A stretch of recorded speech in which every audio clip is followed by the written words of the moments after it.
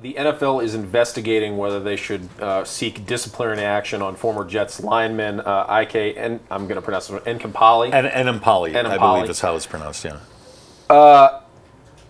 I don't know how he's going to play in the league again in the first place. Sure, I mean, maybe somebody will take a chance on him. How about Buffalo? The guy who drafted him, Rex Ryan. But how about Dallas? They got a whole roster full of guys like that. But Rex Ryan wanted him, so he only played 37 snaps last year. But they can't, and we had this discussion on Around the Horn, you can't legislate. You can't. I mean, the NFL would have to point someone full-time about fights that are on the field. When the Broncos bring in, who they're bringing, 49ers next week? Yes.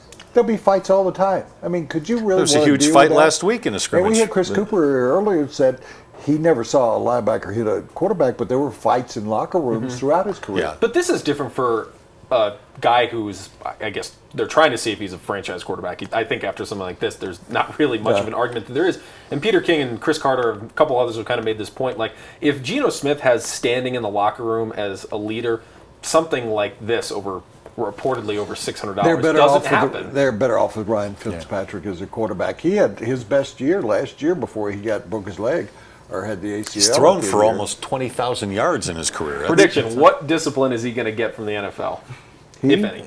He'll get linebacker?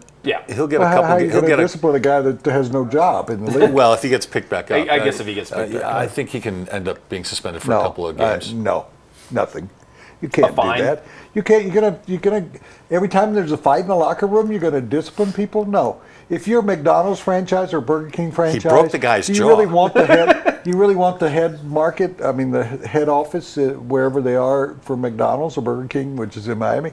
You want them coming in? You do your own discipline. Well, with their anti-violence, their aggressive anti-violence stance lately, I wouldn't be surprised. It's a state. It deals with and remember, we're dealing with Roger Goodell too, who hands out these suspensions all the time. You guys are not considering.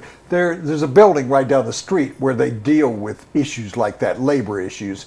The NFL is not going to come in and overrule what the state does. They do it all the time. No, not the NFL rules on its own all the time. It's under workplace problems. We'll see. We'll see. Thanks, Dan. Thanks, guys. He is the digital director of sports, Dan Petty, DenverPost.com.